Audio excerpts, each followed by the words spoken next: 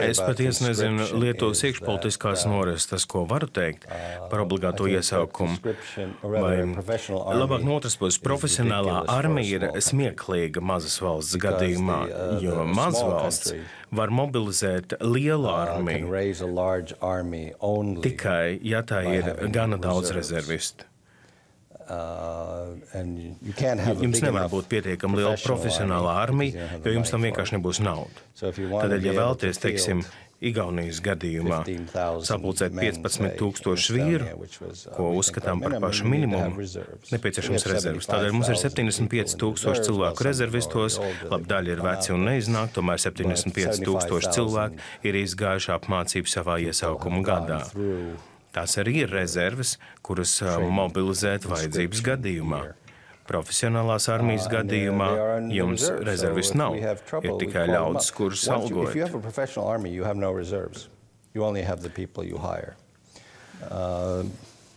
Un, protams, šai ziņā iesaukto armiju ir arī lētāk, jo izmaksas personālam veido 28% no Igaunijas militārā budžeta.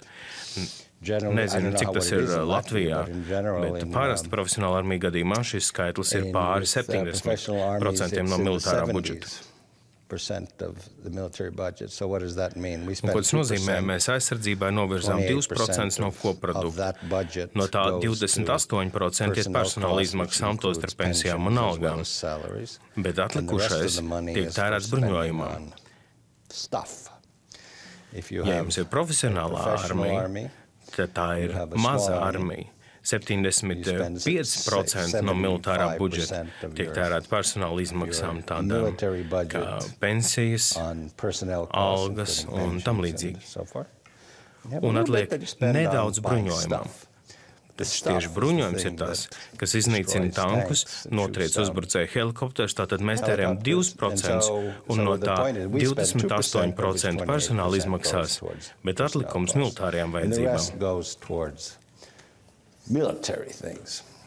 Tātad šim jautājumam ir gan ekonomiskā puse, gan arī tas, no kurienes gan ņemt karavīrus. Profesionālās armijas gadījumā nav vairāk karavīru kā vien tie, kas ir profesionālajā armijā. Bet vai ir to pietiek, vai ir vēl kaut kas, ko Baltijas valsts vēlas no NATO? Manuprāt, mēs vēlamies nedaudz par daudz. Vismaz dažas valsts vēlas par daudz, ņemot vērā to ieguldījumu. Tieši tā. Labi, bet kā ar to, kas ir noticis tik tālu, vai to ir bijis gana? Vai mums vēl kaut ko vajag? Lai saņemtu reālus karavīrus, ir jānodrošina šo ārvalstu karavīru izmitināšanu. Šī iemesla dēļ šogad pārsniedzām 2% izdevumu līmeni. Mēs būvējam mājokļus karavīru izmitināšanai. Jo līdz šim esam uzcēluši modernas mītnes tikai paši saviem bruņotajiem spēkiem.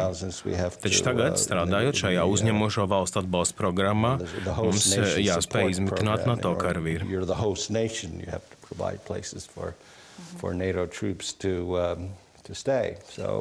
Kamēr Igaunijas un Lietuvas pirmo amatpersonu viedokļi ir vienoti attiecībā par politiku pret Krieviju, Latvijas pirmo amatpersonu viedokļi ir atšķirīgi. Piemēram, parlamenta priekšsēdētāja atbalsta ieroču nodrošināšanu Ukrainai, kamēr ārlietu ministrs ir diplomātiskāks savos izteikumos. Ņemot vērā, ka Baltijas valsts ārpolitikā uztver kā vienu, kādus izaicinājumus rada šie atšķirīgie viedokļi? Vienīgais izaicinājums, ko redzu no sava skatu punkta, man kaitina, kad kāds izsakās visu triju Baltijas valstu vārdā. Mums katram jārunā par savu valsti, nevis piedēvēt savu personisko viedokli visām trim. Šo esmu redzējis pārāk bieži aizvadīto 24 gadu laikā.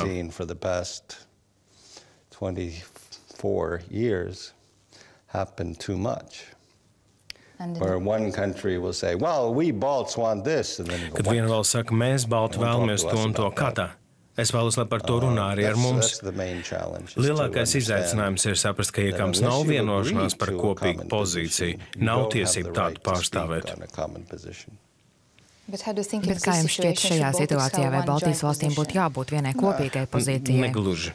Mums nav kopīgas pozīcijas un nedomāju, ka tāda būs. Kādēļ?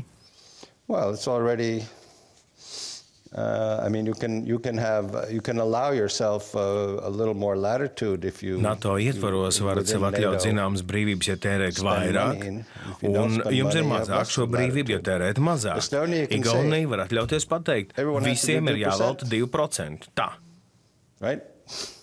Un nekas nenotiek. I feel like Albania, and Albania. Jūtos kā Albānija, ka tā bija komunistiska valsts un tās līderis, Envers Hodžs bija viņa vārds. Viņš teica, mēs kopā ar ķīniešiem esam 1,3 miljārdi cilvēku. Un mēs kopā ar Savienotajām valstīm dodam 2% no koprodukta aizsardzībai. Runājot par šo kopīgo pozīciju, jūs jau zināt, ka šovasar Latvijā gaidāms prezidenta vēlēšanas.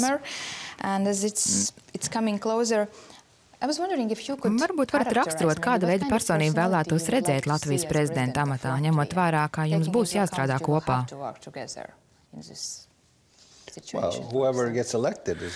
Jebkuru, kurš tiek ievēlēts.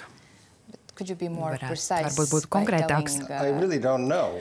Nodien nezinu, kam dod priekšroku Latvijas parlaments. To grūti pateikt. Nepārprotam, šobrīd ārpolitika ir daudz svarīgāka nekā pirms dažiem gadiem. Taču tajā pašā laikā, kad vēlat prezidentu, jūs to darāt, ņemot vērā visus politikas aspektus. Kā jums šķiet, vai prezidentam būtu jāpārvalda angļu valoda?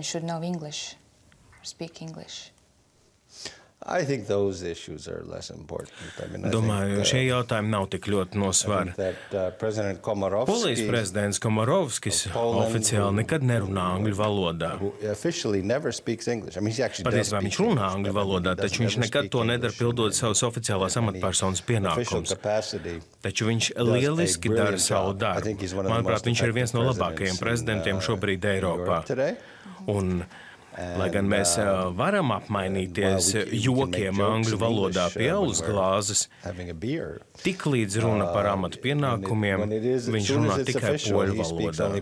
Un domāju, tas ir gluži pieņemami. Pavisam īsi pirms dodamies reklāmas pauzē. Kā jūs raksturot savu sadarbību ar Latvijas prezidentu Andru Bērziņu? Ļoti labi. Esam tikušies Rujenā pie saldējuma.